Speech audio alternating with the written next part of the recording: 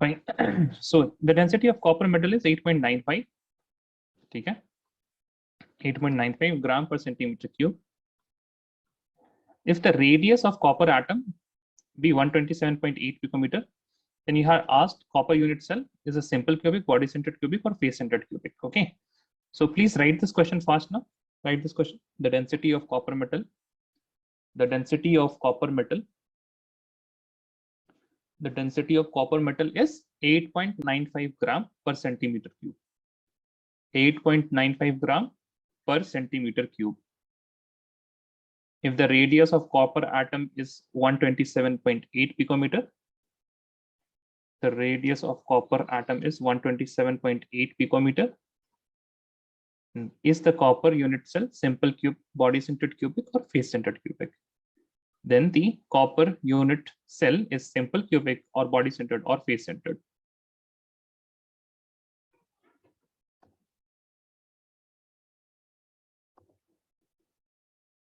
All of you are done with writing the question? Yes or no? Tell me.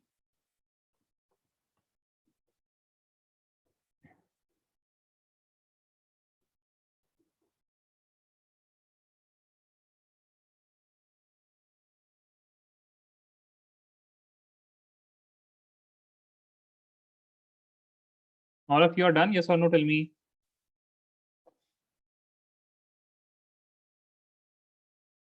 नहीं हुआ अभी तक किसी का.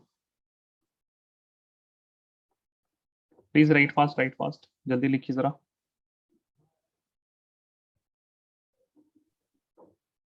Done?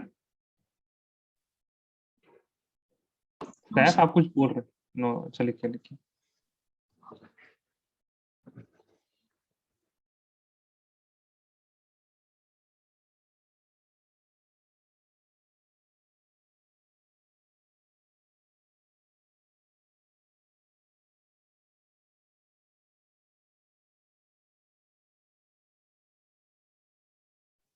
Okay, so SAF is done. Okay. Hi, Samson. How are you? Fine, sir. Okay, you joined quite a bit late, huh? Yes, sir. Acha. Okay, so did you watch? I think I have asked you to watch the lectures and all, na? Right? Yes, sir. Were you able to watch the lectures? No, but yeah, I did watch first some of them. Acha, but you have to complete it, na? Because here we are learning about density and all. Okay. Okay, sir. How much is done? I just watched the introduction. First, sorry, speak properly, huh? Sir, I just watched the first two. First three. Arey yaar. Can anyone hear him properly? Is Samson audible to you guys properly? Is he not? No, na? Sam, please speak properly. Na? Seems like you have just woken up and you are still sleeping. Yes, Samson. My throat is. Sir, I'll just type it and send it to you. Okay, fine. That will be fine. Okay, your throat is not good. Okay, sorry. Fine. Achha, those who have written this question, now you can see that in this question we have been given the density. We have been given the density of the copper unit cell. We have also been given the molar mass, that is 63.5. We know what is the Na.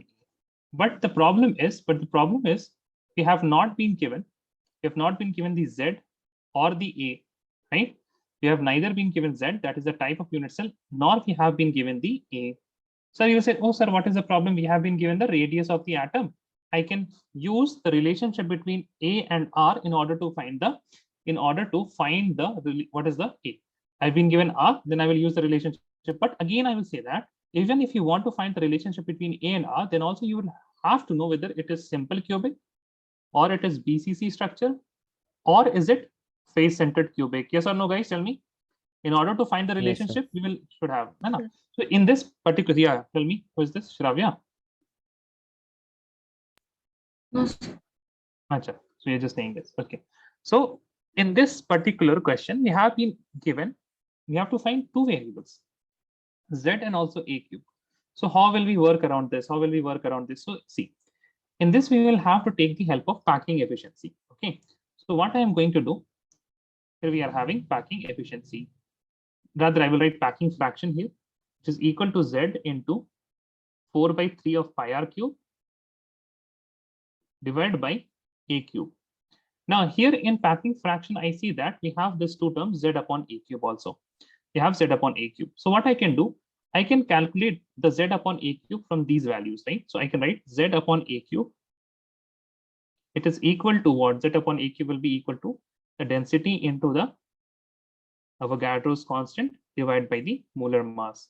And then I will substitute this density into Na upon molar mass into 4 by 3 pi r cube. Is that right? Yes or no? Please tell me. I can do this now? Yes, sir. And from here, I can get the packing fraction as, so there will be some packing fraction that I will be getting a number. And this packing fraction can either be 0.52, or it can be 0.68, or it can be 0.74. If it is 0.52, this value, then it is simple cubic.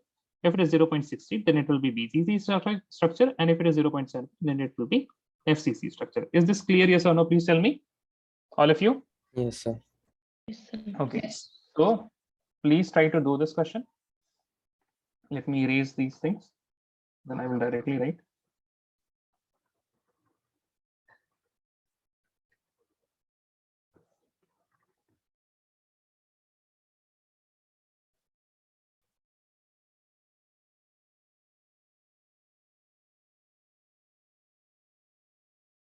Density is equal to Z into M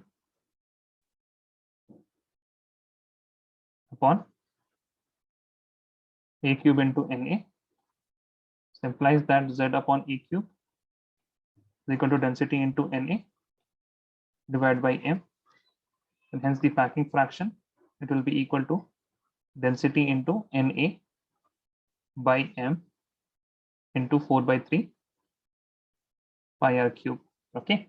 Now, first thing first, R is equal to 127.8 picometer. So this will be equal to 127.8 into 10 to the power minus 10 centimeters. And you can approximate this to 128 picometer, 128. Okay. Don't no need to write 127.8. है ना, फिर उसका cube भी करना पड़ेगा आप लोगों को. That is why take this 128 into 10 to the power minus 10 centimeter. And then you calculate the R cube separately. 128 cube into 10 to the power minus 10 cube will be 30. Na? 10 into 3 minus 30 centimeter cube. So you calculate this first, and whatever the value is, you just put it here. Okay. Whatever the value you are getting for R. 128 into 3. So from 128 into 3, you will get a very large value. So you simplify that. उसको scientific notation में कर लीजिएगा round off करके nearest 2 decimal point तक, and then you substitute this. First of all, calculate the R cube and tell me the answer. All of you, okay? Calculate the R cube and tell me the answer.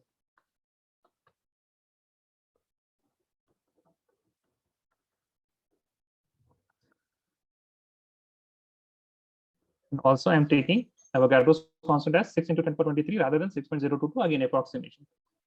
Because these are very large values, you can approximate this 63.5 into 4 by 3 into, you can write 22 by 7 or 3.14 as you like it for pi. Then tell me what is R cube. Okay, so R cube Shravya is getting 2097152. So this is 2097152. Just waiting for someone other to calculate the same value.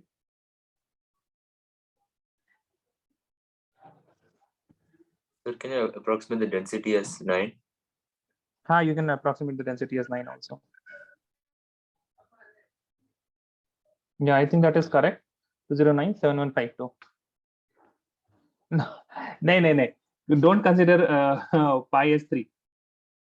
Don't consider. And also 22 by 7 ले लीजिए आप, ठीक है? Take it 22 by 7, but not 3. Okay. Not 3.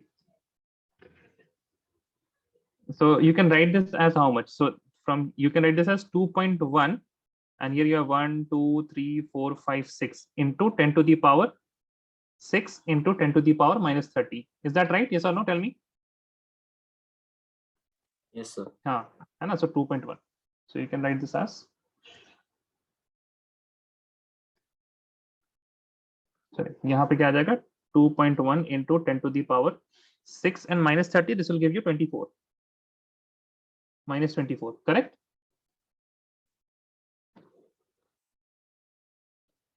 Now moving on.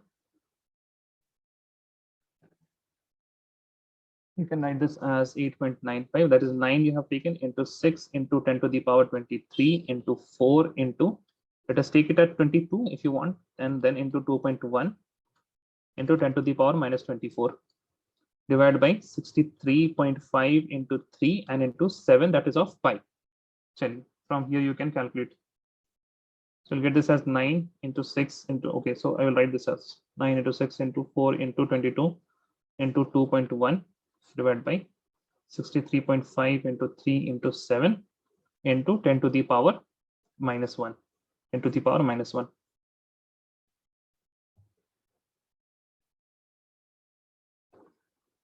Okay, so I think rather what I can do here is 9 into 6 into, ये सब तो आप calculate कर लीजिएगा, into 4 into 22 into 2.1 divided by 63.5 into 3 into, अच्छा 7 नीचे आ जाएगा 7 return हो जाएगा. What is this value, Shravya?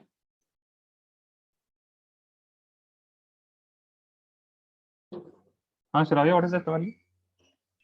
Sir, I got the final answer as 0.42235. नहीं Into नहीं 10. इतना नहीं आएगा. नहीं 10 to the power minus 24 नहीं होगा ना. You have your Avogadro's constant ना. Yes, sir. I forgot to. हाँ.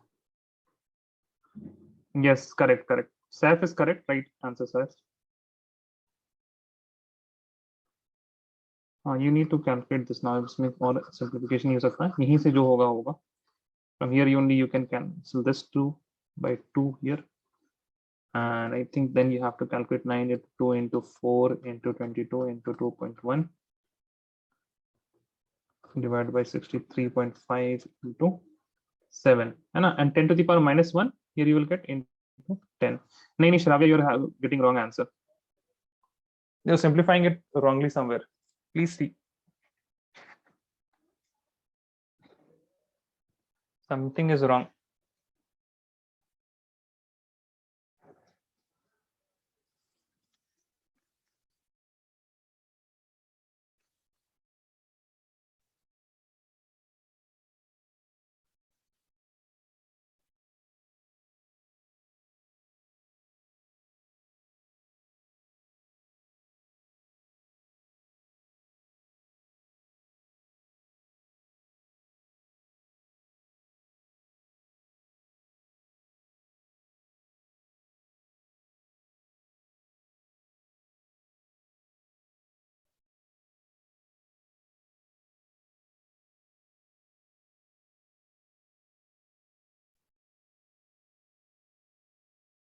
Calculate कीजिए, you will get the right answer.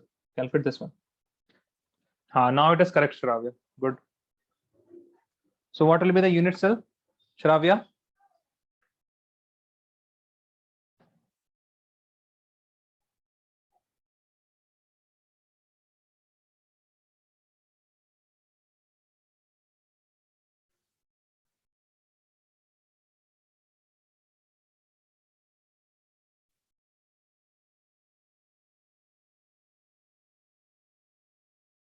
One minute you need per unit cell.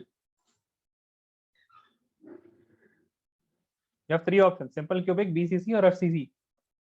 Packing factor देखिए आप, packing fraction or packing factor. Sir, I did not get your question now. I got. Hi, what is the unit cell? What will be the unit cell? Who? FCs. FCC, correct. Okay. So this is a special type of question from density in which you have to use packing fraction also. Okay. So please make sure you remember this type of question. Chances are very low. So what I would also suggest here is always that. Be in the range of 0.52 or 0.6 or 0.74. Kya? Can you repeat that? So it will always be in the range of these three numbers. I will always be. नहीं हम समझ नहीं पाए. I heard only ranges. Which ranges?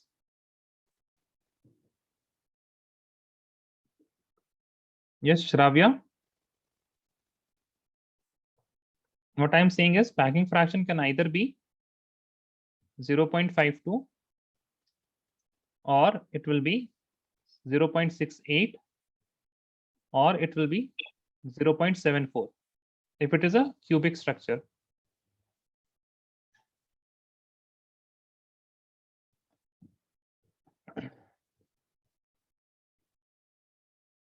Range का क्या मतलब है? I don't understand why you're saying range. You can see it will be near to 0.52. I understand you're talking about the values. Why are you using the word range? I'm not saying it will be between 0.52 and 0.68. Na? So whenever you are saying a range, it means a between. So I'm not saying this is the case. You will not be having the packing fraction between 0.52 and 0.68 or 0.68 to 0.74. I'm saying that you will be having packing fraction, the values that you will be getting will be near to 0.52 or near to 0.68 or near to 0.74, not in the range. Okay. Got it. Fine. Great. Achha. Now we have one more student here. Okay. Hania, how are you? Good evening, sir. I'm fine, alhamdulillah. You are not fine, it seems. What happened? I was a little tired today. So you slept a lot. Yes, sir. Last time also you were late, I think so. No, sir. It wasn't. No, you weren't No. late. No. Pakka. Yes, pakka, sir. Acha. Okay. Acha. And did you watch the lectures? Complete Yes, हुआ आपका sir. सारा? Yeah. सारा complete? Density? Ji. चलिए, ठीक है. So you will understand from here. Acha.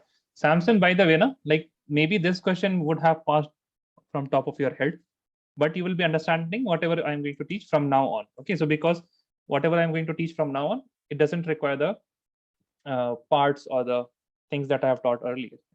Fine, Samson? Okay, sir. Okay, fine. Achha, if your throat hurts now, you don't need to speak much. Okay, you can just raise your hand in Zoom. So let me stop sharing this screen for a while, and let me share another screen here.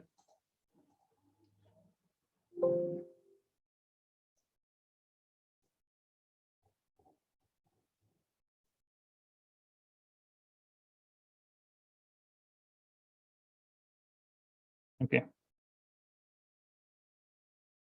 Can all of you see this? Yeah. Right. Okay. What can you see? Can somebody speak? Ji. Just tell me, Atif, what are you seeing? Sir, it's an ink pen. Ink pen is there, and what is there? What else is there? Ink pot. Ink pot is there. What is the situation? Ink has been spilled. Ink has been spilled, right? Okay. So can all of you imagine that happening in your table? Ink getting spilled, a bit of ink getting spilled like this, right? Yes, sir. Okay. Now what I am trying to say is that now the ink has been spilled, right? Ink has been spilled, and still what you can bring a person, bring a friend, or you can also even close your eyes and without touching anything, you will be knowing that the ink has been spilled, even if you don't have the knowledge that ink has been spilled. Now, if I take you in this particular situation where the ink has been spilled and I make you sit down, then through smell only you can tell that ink has been spilled, right? Yes or no? Can all of you imagine that? Yes, sir. Yes. So one thing is for sure, that you will know that ink has been spilled, but if you have closed your eyes, you will have no idea about, is there a pen present or is there an ink pot present? And an ink pot may be present, may not be present. Similarly, the ink pen can also be present or it cannot be present, right? So for that, to know about the presence of this ink pot, you have to feel it, right? You have to go to the ink pot, you have to touch it in order to feel it. But if I talk about this ink, so this ink, it will have some kind of smell. So for smell, you don't have to go anywhere. Those particles which are creating that smell, they will come to you, and then you can smell it and you can understand, okay, fine, ink has been spilled. Now, talking about this liquid that is ink, it may happen that ink may flow and it may touch your hand or something, even if you are closing it, right? So there are three things here. There are three things here that you can see. There are something that you have to go to, and you have to go and touch it and to feel it. Then you will understand, okay, it is present.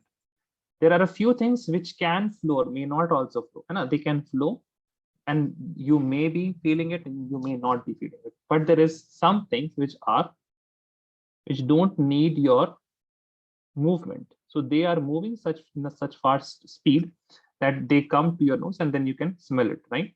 And what are these three things? One is solid, right? The other is liquid, and the other one is gas. Is that right? Yes or no?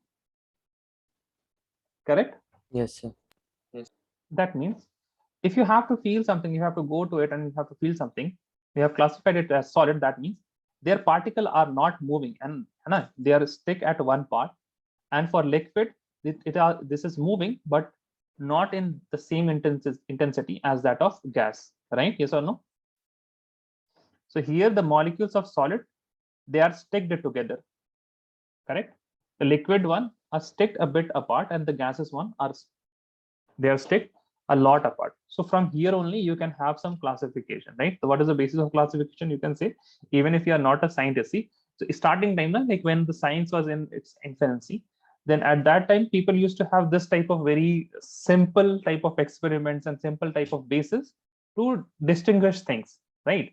So if you were at that time and ink has been spilled, so yahi pe kisi ko ink spill se you would have got a theory, like Newton had an apple on his head, then he said that okay, fine, gravitation hai, then koi ek scientist rehta, shayad aisa ho sakta. There is no, what I can say, there is no doubt that it would have happened. Aisa ho sakta tha ki ek ink spilled theory hota jisse we would have classified solid, liquid and gas. Okay, fine. Further moving on, we will be only talking about solid because this chapter is solid state, and we'll be starting to define solid first of all, and we will start with the most fundamental thing that defines a solid. Okay, so basically, what are the definitions of solid that you know? Can somebody tell me?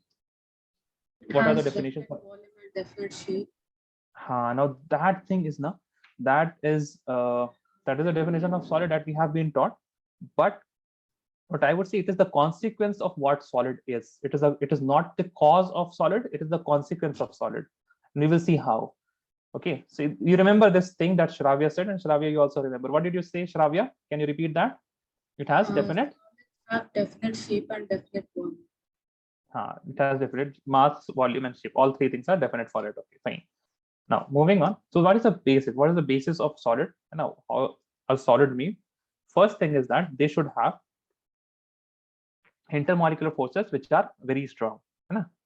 The intermolecular forces are strong. So this is the most, I think I can say, the fundamental definition of solid. What are solids? The solid state solids are those whose intermolecular forces are very strong. Intermolecular forces are very strong. Now, what will be the consequence of intermolecular forces very strong? If the intermolecular forces are strong, that means two molecules, they will be separated. They will be separated with a very small distance, right? This will be the consequence. Intermolecular distances will be short. Now, what will be the consequence of short intermolecular distances? The consequence will be there will be no space between those molecules. That is why these molecules cannot move and they can only oscillate between their mean positions, right? So this will be the next consequence of the short distance. They're constant particles. It may be atom, molecule, or ions. They have fixed position and can only oscillate between their mean positions. Okay. Furthermore, what is the consequence? If the consequence of this, like if they cannot move, that means you cannot compress them. And even if right now they are not moving, there may be some cases in which, for example, liquid, you can see now. So liquid, they also don't move so much, right?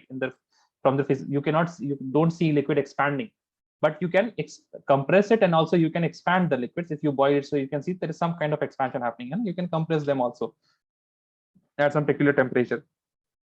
And so similar, you can say that it can not be compressed and it is rigid. Now, what is the consequence of rigidity and incompressibility? The consequence is a definite mass, volume, and shape. Okay.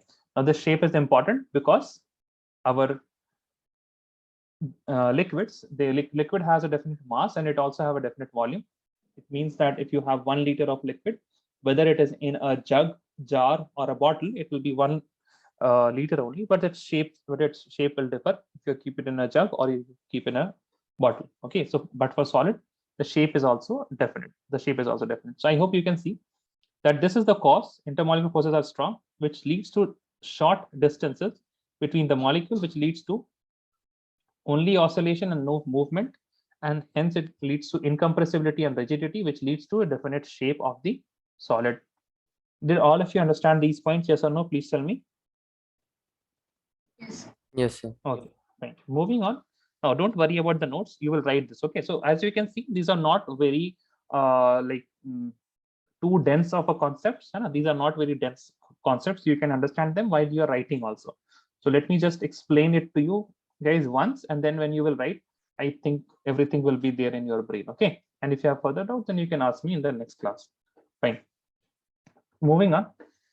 Now, classification of solid. So the solids, first of all, they are classified into two types, and these are on the basis of the order that we have. So if I have a molecule here, I have a molecule here, then I have a molecule here, and I see that I will have a molecule in this order. Okay, I have a molecule like this.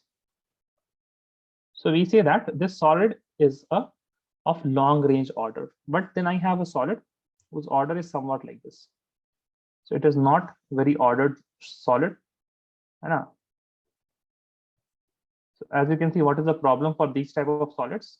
The problem for this type of solid is that if I try to study this part, I cannot predict what will be the properties of this part. Correct. So, but in a long range order, so this is a long range order, as you can see, the long range order, we can study a small portion and then we can predict the properties of any of the part or the whole solid also. So on the basis of this order, it is classified into two types: crystalline solids and amorphous solid. Crystalline solids and amorphous solid. What is the basis? The nature of order is the basis. Okay, solids can be classified into as crystalline and amorphous on the basis of nature or order present in the arrangement of their constant particles. Please remember, constant particles, it can be atom, it can be ions, it can be molecules also. Okay, can be molecules also.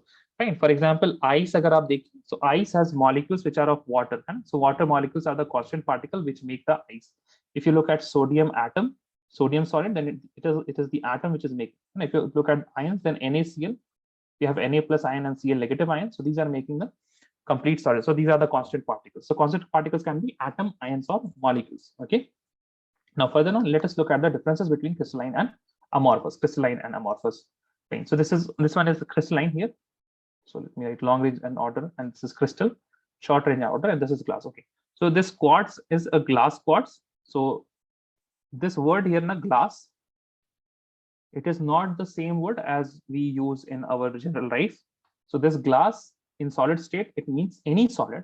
Glass is any solid which has short range order. Crystal is any solid which has long range order.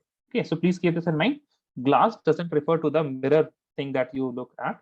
It is a general term in solid state, which is for the solid which has short range order, and crystal is for long range order.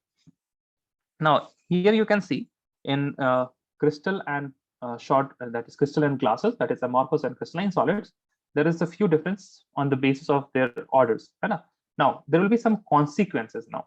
So one is the basis. So basis is what is the order, the nature of order that is present, whether it is long or is it short, right? It is long, but it can be short. Now, due to this long range order, there will be some consequences that will be the properties of crystalline solid. And due to the short range order, there will be some consequences, and those will be the properties of amorphous solid. Those will be the properties of amorphous solid. Okay.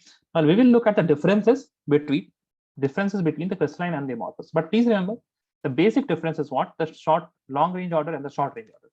And everything after that is a consequence. Okay. So we have long range order in crystalline solid, we have short range order in the amorphous solid, and every property after that is a consequence of long range and short range. Okay. Now moving on. So let us look at the differences here. So first difference will be obviously the basis, that is the long range order, and it is a short range order.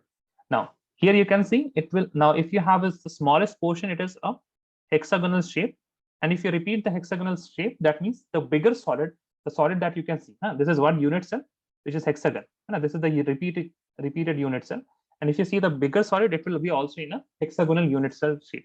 but this will not have a regular shape. They will have irregular shapes. So crystalline will have a characteristic geometrical shape, and amorphous will be irregular shape because its constituent particles have geometrical shape. Crystalline ka amorphous, they don't have any particular shape. That is why it is irregular. Achha. Further, moving on, crystalline solid, they will have a sharp melting point at a characteristic temperature. For example, if you talk about solid, that is water, it melts at 0 degrees Celsius. It melts at 0 degrees Celsius. But for amorphous solid, they usually don't have a very sharp melting point, that this is the temperature. They will melt over a range of temperature. And what will happen? They will first soften. They will get soft first, and after that they will become liquid. So they don't become solid to liquid gradually. First they become soft like paste or something, and after that they get to liquid state. Now, since these crystalline solid, they have sharp and characteristic temperature, so this temperature is used to calculate the enthalpy. And since they don't have any particular temperature at which they melt, so they don't have any enthalpy for fusion. Okay, but this crystalline solid will have some enthalpy for fusions. Okay, so you can associate enthalpy with the temperature. Okay, enthalpy with the temperature. Now, when you cut a crystalline solid, as you can see, if I will cut like this with a sharp edge tool, there will be a particular pattern in which it is cutting, right? If I have a very long solid here, then it will be cutting with a very, what I can say, smooth and sharp edge. But if I cut here like this, you can see that here the density will be very low. Here the density will be very high. Again, here density will be very high. But here you can see that here there is some density, and that density is again repeated here. The density will be again repeated somewhere else. Okay, like this. There will be a particular order after we are cutting the solid also. So here we have mentioned, if you cut it with sharp edge tool, then it will be split into two pieces. That is fine. And the newly generated surfaces, they will be plain and smooth. This is important. But when you cut as amorphous solid, they will have irregular surfaces. Crystalline solids are known as true solids, and amorphous solids are known as pseudo solids, or they are also known as supercooled liquids. This is important. These are also known as supercooled liquid. Okay. Now, anisotropic nature, this is what I'm going to explain in the next slide. Okay. These are anisotropic in nature, and these are isotropic in nature. Now, these are some examples. You have common salt, ice, quartz. This is crystal quartz, diamond. These are now glass, rubber, and plastic. You know that if you burn rubber, it will melt and it will soften out first. It will not become liquid, right? It will not become liquid. But if you melt ice, I think you can melt ice very easily. If you melt ice, it becomes water easily. Similarly, for plastic, you don't get liquid plastic. So what happens? They crumble and they become very soft. Fine. Now moving on to this thing that is anisotropic and isotropic in nature. Okay, so let us understand what is this. Okay, first of all, let us classify the following as amorphous and crystalline solid. Can you please write this question, all of you?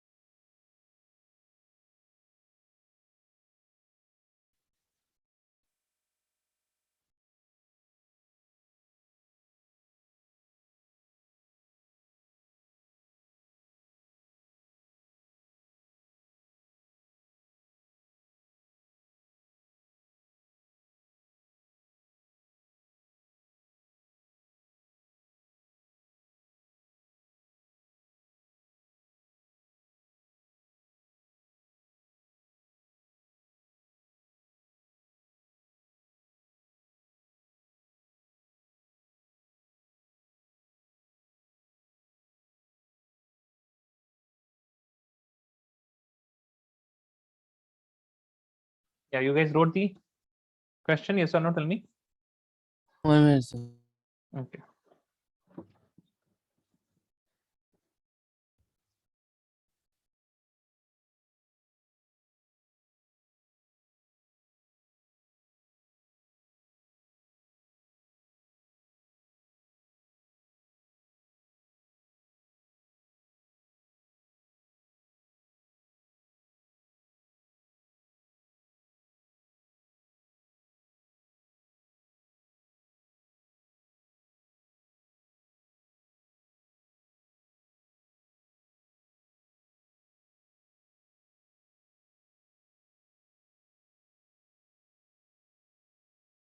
Okay, all of you are done writing the question, yes or no?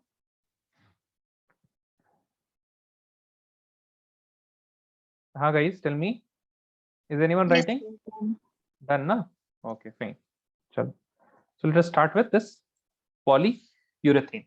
Now, polyurethane you can associate it with as it has been polymerized, right? Like polyethylene. So polyethylene is a plastic and it is amorphous. So this will also be amorphous. Okay, it's amorphous solid. Now, what about naphthalene? Naphthalene is a compound. Naphthalene is a compound as water is a compound. And if you have many water molecules in solid, it will be ice. So this naphthalene will be a crystalline solid. Benzoic acid will also be crystalline solid. Similarly, Teflon. Now, Teflon is also similar to plastic type, okay, PVC type, which is very thick that you have on those pans and all, right? So this will be amorphous. Again, it is a polymer, okay? A potassium nitrate is an ion as sodium chloride is an ion. That is why this will be crystalline.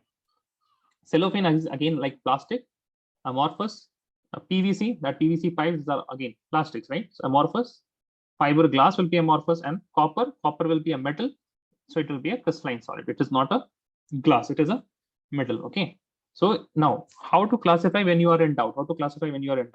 You can see all these words now, which are crystalline: naphthalene, benzoic acid, potassium nitrate, similarly copper.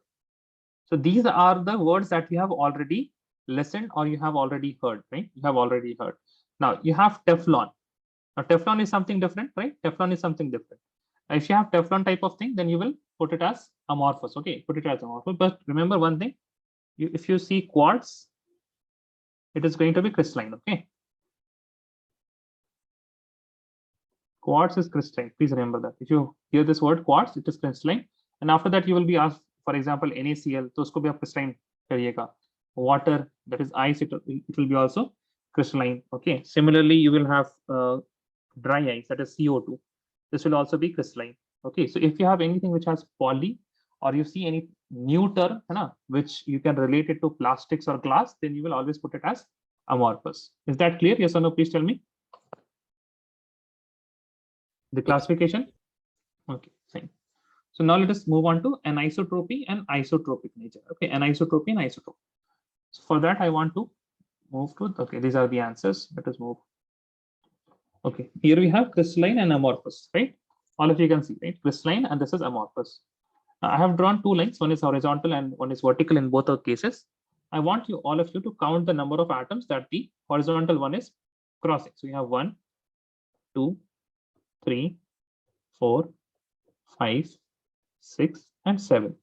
Now, if I pass it like this, in this manner, that is vertically, then it is passing. That is completely passing from the middle. 1, 2, 3, and 4. Is that right? Yes or no? Tell me. Yes, sir. Okay. So now you can see if I measure any quantity in this direction. Okay, that is, let us say this is the x-axis direction. And if I measure some property in the y direction, now the properties are consequences of atoms or constant particles or molecules or ions that is making up the whole solid. Now, if the number of atoms that is coming across in different direction is different, right? We have a different number of atoms if I measure it in this x direction, and I have different number of atoms if I measure it in y direction. Obviously, whatever properties that I'm measuring, it will be different, right? Those properties will be different. But if I look at amorphous solid, see, even though this is completely random, this is completely random. But if you look at the bigger picture and randomness, there will be some kind of arrangement. So you can see 1, 2, 3, 4, and 5 atoms. Here also you can see 1, 2, 3, 4, and 5 atoms, right? So in this case, now there will be a slight difference between this y-axis measurement and this x-axis measurement in amorphous also, because you can see that it is not passing the middle of all the atoms very perfectly in both the cases. But still, the range of measurement that you will have, the range of measurement will be very short, right? So they will lie between, their difference will not be very high if you measure it in x-axis and y-axis. But if you look here in x-axis and y-axis, the number of atoms is hugely different. In one you have 4 and in the other you have 7. And that is why you will have the measurement of properties, the values or the magnitudes, they will be largely different in crystalline. And that is why this is known as anisotropic in nature. Anisotropic in nature. and this is known as isotropic in nature. Okay, isotropic in nature. Fine. So you understand what is the cause of anisotropy in crystalline solid? You understood the cause, right? Yes or no? Different number of atoms in different direction. If you measure it in x direction, you will have different value. If you measure it in y, you will have different value. Why? Because the number of atoms are different in both the cases. Got it? Yes or no? अरे yes sir, no sir, कुछ तो बोलिए. नहीं. Speak properly, please. जो भी हाँ या ना बोलना ठीक से बोला कीजिए आप लोग. It just feels like you guys are mumbling. Okay. Now, furthermore, you can see this is also a crystalline solid because you have a long range order, right? You have a long range order. You have blue atoms, and in the middle you have an orange atom. If you measure anything in this direction, let us say in this direction, so you can see that only blue atoms are coming, right? And if you measure in this direction, then you will have blue atoms as well as the orange atoms, right, in this direction. And that is why what will happen, the magnitude or whatever property you are measuring, it will differ with direction also. So that's what I have written here, that show different values when measured along different direction. This is for crystalline solid, and that is why this is anisotropic in nature. So what is anisotropy? Anisotropy is a phenomena in which some physical properties show different values when measured around different direction. Similarly, for the amorphous solid, when there is no long range order, what is happening? The overall arrangement, it somewhat becomes equivalent, as we have seen in the previous case, right? So it is passing through 5 atoms, whether in the horizontal or the vertical direction, and that is why the value of any physical property will be same along any direction. These are the isotropic nature. These are in isotropic nature. Okay, so amorphous solid. So what is isotropy? When you have the value of physical property same along any direction, that is isotropy. And isotropy is the phenomena in which physical properties show different values when measured along different direction in the same crystal. Okay, so please remember this point. And we have also written the cause. This arises from the different arrangement of particles in different direction. Okay, in different direction. Is this clear? Anisotropy and isotropy in nature, yes or not? Tell me. Yes. Yes. Okay. Now moving on. So we have seen solids. These solids are what? In 2 types: crystalline solids and amorphous solids. So crystalline solid, they have constant particles. These have definite geometric arrangement, and amorphous one, they do not have a definite arrangement. They are irregular. Okay, and this have long range order, crystalline, and amorphous have short range order. Examples you can see. Please remember this constant particles. What are these constant particles? Can be these can be atoms, molecules, or ions. Okay, or ions. Now moving on. So since we don't have any long range order in amorphous, so there is no use of studying them right now, right? We will be studying crystalline only because we want to predict things. We want to study a small portion of the solid, and we want to predict the properties of the complete solid. Okay, that is why we will be not focusing on amorphous anymore. So till here you have the amorphous solid, and now we are focusing on the crystalline solid. Now crystalline solid on the basis of the forces of attraction, right? So you know that they will have a high intermolecular forces of attraction, and that is why on the basis of the forces of attraction, it can be classified into further more types. Now, out of those, the first type is the molecular solid. Okay, so the first type is what? It is the molecular solid. Now, in molecular solid, what will be the constant particles? Constant particles will be molecules. Constant particles will always be molecules in molecular solid. Okay, please remember this is the first one. Now, in molecular solid, there can be 3 different types of forces of attraction. A molecule, for example, if I take let us say argon, or I take H2, or I take N2, like all of these are what? Constant particles. Now, please remember very carefully. Please listen very carefully. When you are talking about the intermolecular forces of attraction,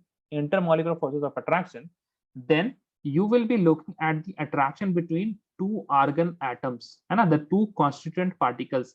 When you are looking at the attraction within hydrogen, which is solid hydrogen, then you will not be looking at this part. Okay, ठीक है, यहाँ मत देखिएगा. You will not say that it is covalent bond here. Please remember that when you are looking at the constituent particles, then you will be looking at the intermolecular forces of attraction between the two constituent particle. What is the constant particle in H2? H2 is the constant particle, and there will be other H2. What is the force of attraction between these H2?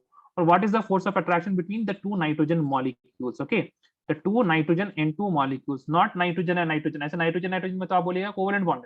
Again, this covalent bond is not giving you the solid, right? Because this covalent bond is also present in the gases, right? So you will see what is the force of attraction between the constituent particles. Is that understood, all of you? Please tell me now where you have to look. Where is the intermolecular force of attraction? Is this clear, guys? Where you have to look for intermolecular, है ना? Please remember, Yes, okay? sir. Please don't. अभी आप confuse मत हो जाइएगा बाद में कि आप N2 को बोल रहे हैं कि नहीं सर covalent है यहाँ पे, तो covalent होगा. It will not be covalent. It will be molecular solid. Okay. Now it will, all of them, they don't have any polarity. So all of them will come in the bracket of non-polar, right? If you remember the first class of states of matter in the, there is no dipole, na? Right? There is no dipole here. Okay. Now next is the polar one. So polar will have some dipole attraction. So if you remember, we had HCl. Na? Again, this is what states of matter first class. So there is a dipole. Here you have negative charge, and here you have positive charge, right? So there's a dipole like this, and there will be some attraction between the dipoles. You have two HCl molecules, and these two HCl dipole. So this has delta negative, this has delta positive, and that is why there is some electrostatic force of attraction between them, which is a dipole attraction. Then furthermore, a very high dipole attraction is present between the hydrogen bonded ones. So if you have water molecules like this, water is H2O. Now you will choose another water molecules, that is, let us say oxygen here, and you have water molecule like this. So you can see that there is a intermolecular hydrogen bonding is present, right? Intermolecular hydrogen bond. So again, you can see that I'm not talking about, when I'm talking about the forces of attraction, I'm not talking about the bonds which are present. I'm talking about the force of attraction between the molecules, okay? Not in the molecule, between the molecule. Is this understood about all of these three? Non-polar, polar, and hydrogen bonded? Please tell me yes or no. Is it understood, guys? Anna? Okay, fine. Now the others are easier one. Next is ionic solid, in which we will have the constant particles are positive and negative ions. For example, in NaCl you have Na plus and Cl negative. In MgO you have Mg2 plus and O2 negative. In calcium fluoride you have Ca2 plus and F negative, right? So these are the constituent particles. And what is the force of attraction? The Coulombic force of attraction, that is the electrostatic force of attraction. So I hope you now know Coulombic force of attraction, F is equal to K into Q1 Q2 upon R square. You must have learned that in physics in this year, right? So this is the electrostatic force of attraction, okay, in ionic solid. Constant particles are ions. Next, moving on, we have the metallic solid. Now in metallic solid, what is, there are positive ions in the sea of electron. So if you have metal, now for example, you have let us say sodium metal. So sodium metal, inside it is Na positive, okay, and then there are some kernel electron, that is the inner shell electron, and there is one electron that is the outermost, and it is revolving here and there. And this electron is also binded, it is also binded to the Na positive that is adjacent to it. So we have this electron, it is binded to this one, and this electron is also binded to this sodium nucleus. So you can see that due to this electron, these two sodium atoms are near to each other, right? Due to this electron, that is the sea of electron here. Okay, also remember that this sodium atom will also have one electron, which will also be binding these two. Okay, so now since all of these electrons are moving here and there around the atoms, these electrons are the one which are binding the nucleuses. Okay, binding the nuclei. Sorry, nucleus is not a word. Okay, so here we have a positive ions that are metals, and we have a sea of electron which are the constituent particles, and the force of attraction is metallic bonding. Here it is Coulombic force of attraction or electrostatic forces of attraction. Now the last one is a covalent solid. Now this is important. Here people get confused. If you look at the covalent network, what is the constant particle? Atom. Now I will be making graphite. Okay, I will be making graphite. Let me erase this part here. I will be making graphite. So graphite is something like this.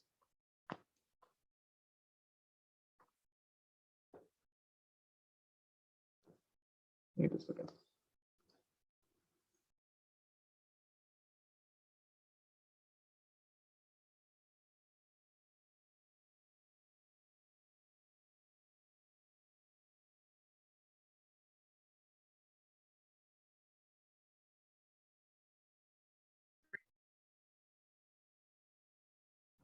Now please see, I will be highlighting the constant particles. So this is one constant particle, atom, carbon atom, right?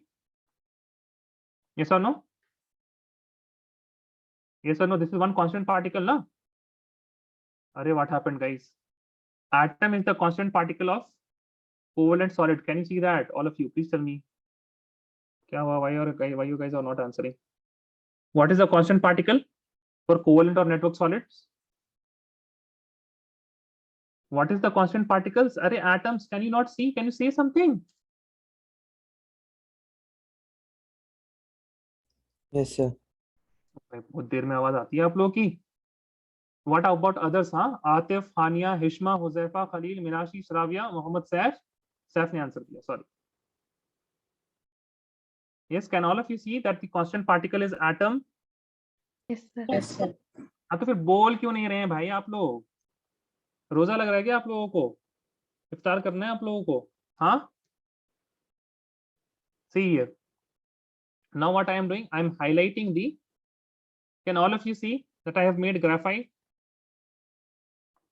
Yes, Yes, sir. sir. Okay. So can you see I have now highlighted the two constituent particles, the carbon and carbon atom. Correct? Yes or no? Yes, sir. And what is the force of attraction between these two constituent particles? What is the force of attraction here? What is this? This Covalent is the bond. force. Bond. Covalent. ठीक है? Please remember. ये आप बाद में confuse मत होइएगा. आपको यहाँ पे दिख गया कोवेलेंट बॉन्ड सर हो सकता है सर यहाँ पे कोवेलेंट बॉन्ड तो हो रहा है intermolecular force of attraction. Please remember the constant particles. ये नहीं कि सर हाइड्रोजन में भी कोवेलेंट बॉन्ड है सर यहाँ पे भी होगा covalent. This is also covalent network solid. No. Why? Because the constant particle is a molecule here and you have to look at H2 and H2. Please remember this point, okay? Please remember this point that you have to look at the constituent particles. First of all, whenever you are trying to classify something, think of the constant particles, think of the constant particles, think of the constant particles. And after that only you decide the, intermolecular force of attraction. Is this clear, guys? Yes or no? Please tell me. Yes, sir. Yes, sir. Okay. So thank you very much. Now moving on to the next slide, you will be doing some questions. चलिए लिखिए इसको. Classify the following solid in different categories based on the nature of intermolecular force of attraction. भले ही वो intermolecular force of attraction बोल रहा है, but still you will first of all think of the constituent particles. Okay. Sir, can you show the previous slide? क्या करना है आपको previous slide का? I will take a screenshot. अरे हम PDF दे देंगे आप लोगों को. Why are you? चिंता नहीं कीजिए आप. Okay. Okay, sir.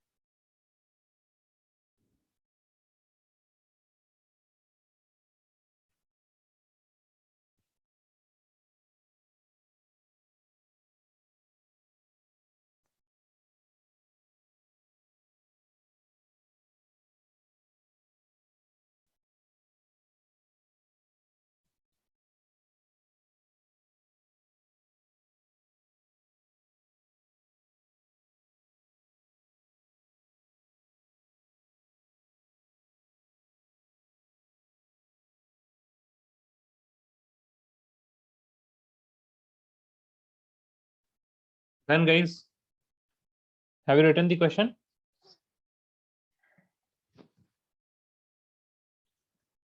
One minute, sir.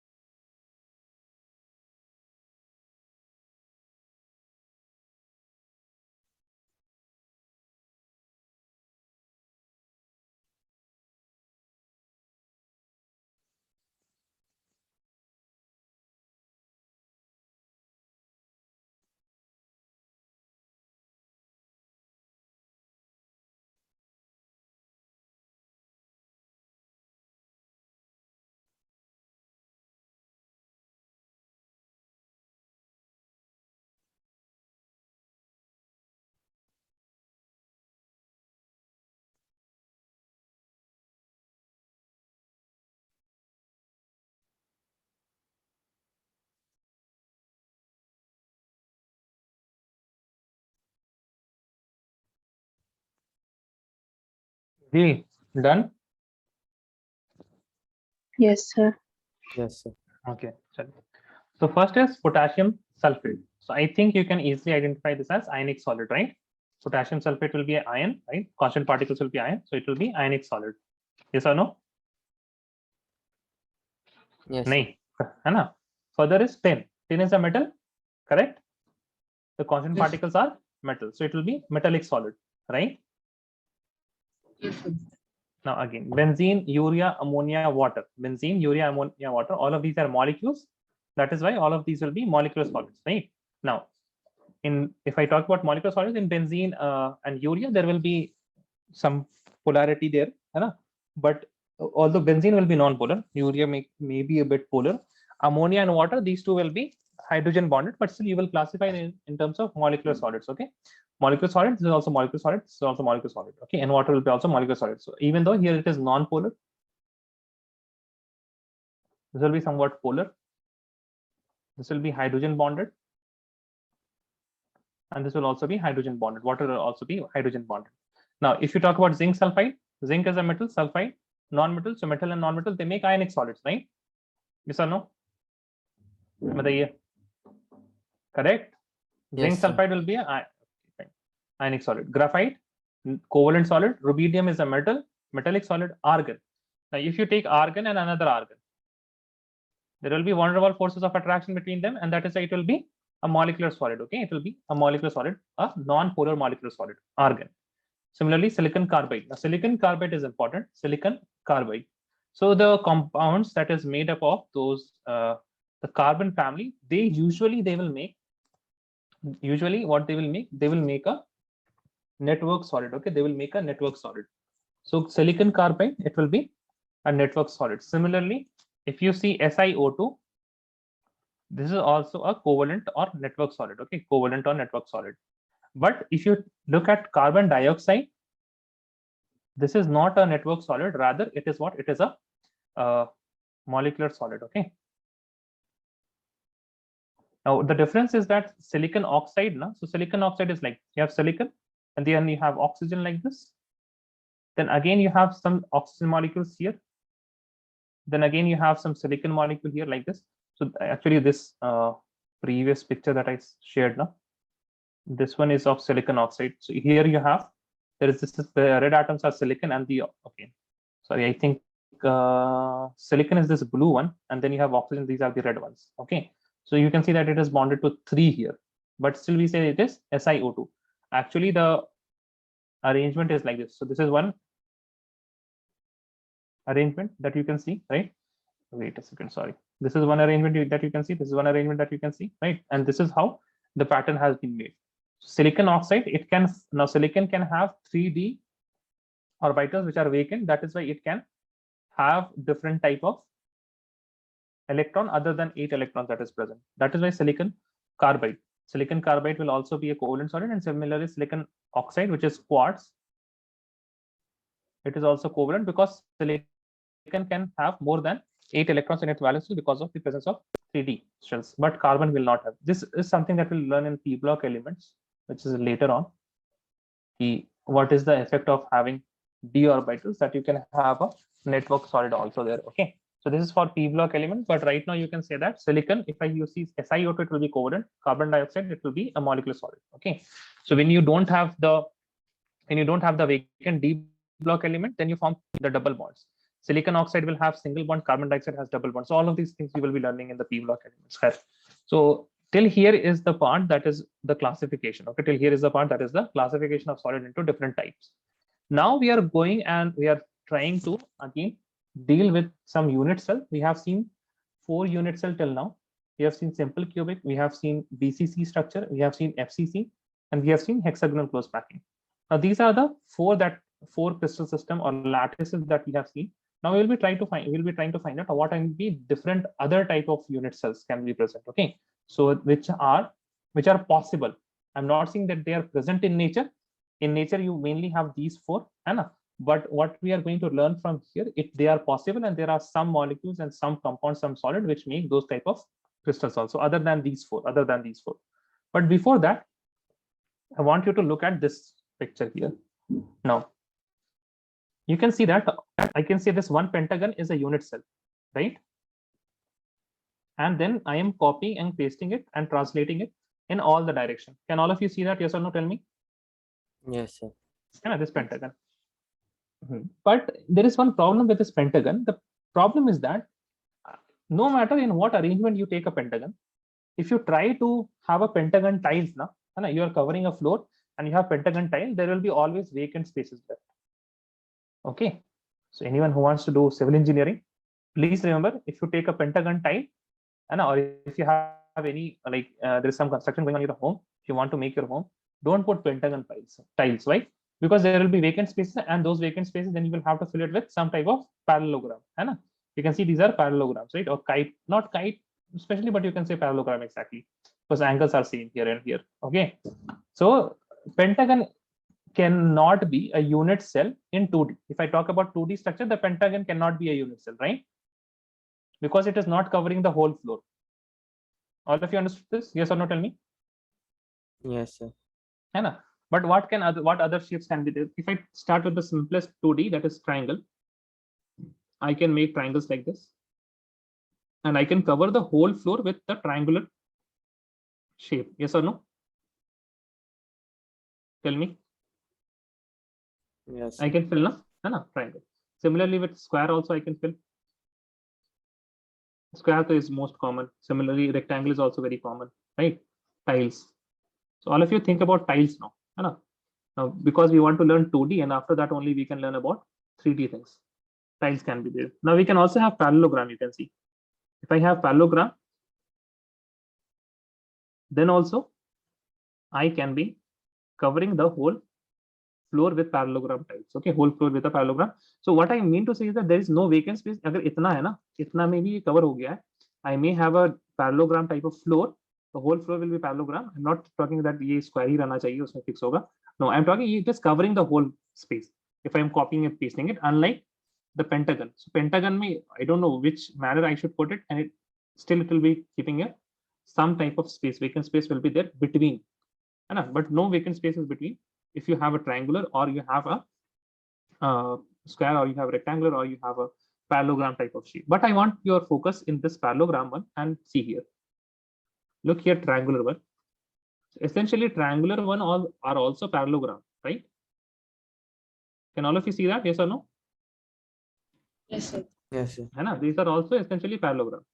Now I want your focus once again. These triangular ones are also, you can say that it is hexagonal. Can you see that? Yes or no? Yes. Yes. So essentially this one and this two, and there will be one hexagonal one which we will be making. All these are same, right? Yes or no? Yes, sir. These three. So again, even though they may look different, but some unit cells are same. And that is why we now want to look what are the possible different type of unit cell that can be present in 3D. Now this is about 2D. You can imagine it very nicely here. But when we go to 3D, things become a bit difficult, right? And imagination is a bit difficult. But we will start from the beginning. So if you start from the very beginning, this is one guy, Robert Hooke. Okay. So now, anyone remember Robert Hooke? Robert Hooke from 11th standard. You must have heard this name.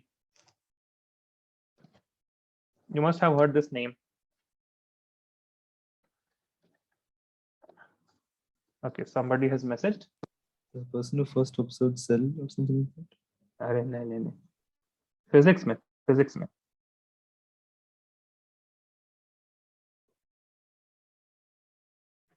Yes, Shravya, you have heard this name, Hooke?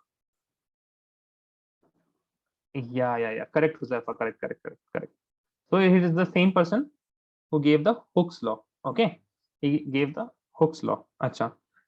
Any idea? Like Hooke was Robert Hooke. He was from which country?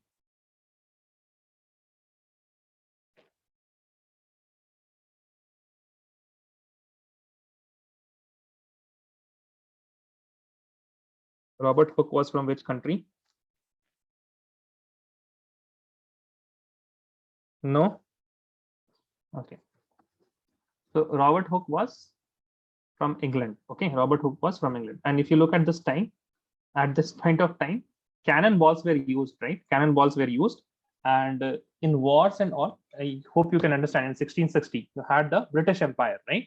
And British Empire, and you know that word, you know that phrase, that the sun never sets in the British Empire, right? Why? Because it is so huge that if at one point, for example, if in Africa the sun is setting, then in Japan the sun is rising up. So the British Empire was so large at that time that sun never set in the British Empire. And if you know Shashi Tharoor has said a very nice word for this phrase. He said that, yeah, surely God did not make the sun set on the British Empire because he was worried if the British can do what they're doing in the day, what will they be doing in the night? Okay, so the sun never set. So how did the sun never set? Because they had huge wars, and in wars you need cannonballs, right? And in cannonballs you have spherical shape. So the problem with Hooke was how to arrange them in the most efficient manner. Okay, so can you see how things evolve? So you have wars, and due to wars you have cannonballs, and due to cannonball you are thinking about how to store cannonballs. And those storage of cannonballs, later on we came to know in 1930s that the atoms are also kind of sphericals, but all the arrangement that the Robert Hooke proposed in 1660s were also applicable for atoms also. Okay, so he had a difficulty with cannonball, how to arrange them. Similarly, so what I have written here, okay, so he said that if cannonballs are stored in such a way that they are making some kind of hexagonal structure or they are making some cubical structure, then he said that the crystals that we see, so big crystals, where you can see big crystals in like near the river banks or the ocean banks, so you can see crystals there, and crystals, they may owe its regular shape to the packing of spherical particles, right? So inside also atoms, there will be some spherical particles which will be arranged in such a manner, and that is why the larger macroscopic picture is also some regular shape. So inside also there will be some regular shape of these atoms. Okay, now in 1669, Niels Steensen, he was working on quartz crystals, and he said that all crystals have same angles between the corresponding faces. So he saw that whether he got a crystal from island 1 or island 2, both the crystals, they were having same angle. The angle of the quartz crystal was same in from the first island or the second island, right? So this was the thing which led to an understanding that if the angles are same in of crystals from different places, that means those angle must be coming from a very microscopic part, and this microscopic part is leading to a macroscopic structure, which is the complete crystals. So these are the two point of observations from the 1660s. Okay, so that all the crystals were having same angles, and Robert Hooke said the crystals must owe its regular shape to the packing of spherical particles, that is the atoms or molecules or ions. Okay, and Niels Steensen said, and he observed that, yeah, correct, they have similar angles on the corresponding face, no matter where I am getting the crystals from. Now, the picture that they put up was, if I see a macroscopic shape, for example, if I see a cube, crystal structure that is naturally occurring, and it is a cubical, it is having a cubical structure, then it means that this cubicle, which is a very regular structure, then I can say that if I break this cube now, if I break this cube into small particles, then the smallest dimensional or atom, if I go to the atomic dimension also, then also I will be getting a cube in which the atom will be stacked like this in a cubical arrangement. Okay, so if I'm seeing a naturally occurring cube crystal, then its constituent particles or the smallest part will also be a cubical structure. This is the assumption that they started with. So here you can see I have made a question mark. If I see something has a macroscopic shape, very regular and cubic, then can I infer? I'm asking, can we infer from that, if I divide, getting down to the atomic dimension, there will be a cubic unit? Can we say that? Okay. Further moving on. Now this is NaCl crystal that you can see. It is completely cubic. This is one crystal. Okay. So we have not done anything. It is completely pure, organic, naturally occurring crystal. Okay. Further crystal that you can see is calcite. Okay. So can you see a regular shape? Now this is not cut. Okay. Please remember, we have not cut this one. This is a naturally occurring one calcite crystal, one crystal only. Okay, we have not broken it apart, we have not joined it apart. Furthermore, you can see these are beryl of different colors. Now the colors, they are due to the impurities. We will study about impurities and defects in solid also. And as you can see, all of these have a similar kind of structure, right? All of these have a similar kind of structure. You can see this is more oriented, and this is somewhat rugged because of some degradation. If you are recovering some crystals from underground, there will be some degradation. But here you can see a good shape, right? Hexagonal type of shape you can see. Furthermore, this is also a what is this? I think it is amber or something. This is also having a very good crystalline shape of hexagon. So these are the shapes that were present. These are the shapes that were present. Okay, and after that, this being just Hoy, he said that he broke in upon the calcite crystals. Okay, and he said that all of those shards, whatever he has broken, it was rhombohedral. It was rhombohedral. Okay. Now he said how to mathematically model it. How to mathematically model it. That means what is the maximum number of distinct shapes that can fill a 3D space? This is the question that we started with. We started with the 2D space. The distinct shapes that can fill the 2D shape, triangular, square, and parallelogram. Similarly, hexagon and a triangle also. So he was asking what is the maximum number of distinct shapes that can fill a 3D space, that can fill a 3D space. Okay. So what are those? So he came and proved that there are seven distinct space filling volume elements. So as you can see in 2D tiles, we can have a several distinct shape. In 3D also, we can have 7 distinct space filling volume. Okay. Now what are those? Achha, let us leave this part here. We have already discussed in earlier classes that edges are A, B, C, and then you have angle which are alpha, beta, and gamma. So alpha is the angle between B and C, gamma is the beta is the angle between A and C, and gamma is the angle between A and B. I hope you guys remember this thing. We studied this in hexagonal cross packing, right? है ना, A, B, C and alpha, beta, gamma. अरे याद तो होगा. Yes, sir. है ना. हाँ, चलिए इसको हम आगे बढ़ते हैं. It's the same thing. I don't want to repeat myself. Then now, what are those 7 crystal systems? So these are the 7 crystal systems. Okay. Now you see a cubic one. Okay. So you can imagine if you have a cube, that means you are going, and if you are going to repeat it on all the direction, you are going to get a complete 3D space which is filled. Now moving on, in this cubic you have A which is equal to B which is equal to C. That means length, breadth, and height all are equal. Length, breadth, and height all are equal. What is the time? Okay, the time is going to end. Okay, alpha, beta, gamma, all these are equal, which is equal to 90 degrees. Beta and gamma, it is equal to 90 degrees. In tetragonal, what we have done, we have increased the length of the height. Okay, so you can increase the length of the height, width, or breadth, any one of those sides, you can increase it. Okay, so what you can do, you can expand, and you can elongate one side of the cube and you will get tetragonal. You will elongate one side of the cube and you get tetragonal. Okay, so you got what did you did? Elongate one side. Elongate one side. That means still alpha is equal to, sorry, A is equal to B, but this is not equal to C. C is something different. But here the angles are still same. Angles are consistent. Alpha is equal to beta is equal to gamma. That is equal to 90 degrees. In tetragonal, what you do? So from tetragonal, you elongate it from cubic to tetragonal one side. From tetragonal to orthorhombic, you will elongate another. So here what will happen? A is not equal to B is not equal to C, right? It is not equal to C, and the angles are still consistent. Alpha is equal to beta is equal to gamma, right? All of these are 90 degrees. All of these are 90 degrees. Okay. Now, when you went to rhombohedral, okay. So when you went to rhombohedral, what you can see? So in rhombohedral, what you did? You slanted the angle. So in what happened? A is equal to B is equal to C, and here alpha is equal to beta is equal to gamma. But what is that? It is not equal to 90 degrees. So it is similar to cubic, but it is slanted cubic. It is rhombohedral. It means that all the sides are same, angles are same, but the angles are not 90 degrees. The angles are not 90 degrees. Achha. Now moving on to monoclinic, monoclinic and triclinic. Hexagonal, you already know. We have discussed this in HCP crystal lattice. Now let us look at monoclinic and triclinic. Triclinic is easy to remember. A is not equal to B. It is not equal to C. Now alpha is not equal to beta. It is not equal to gamma.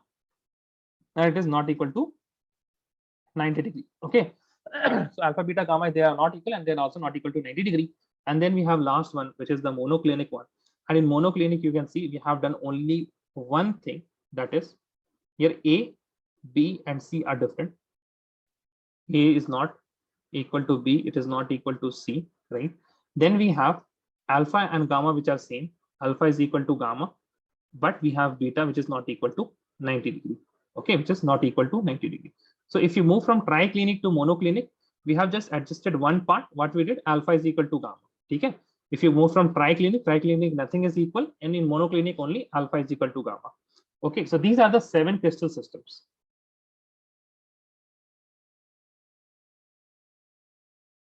Okay, these are the 7 crystal systems.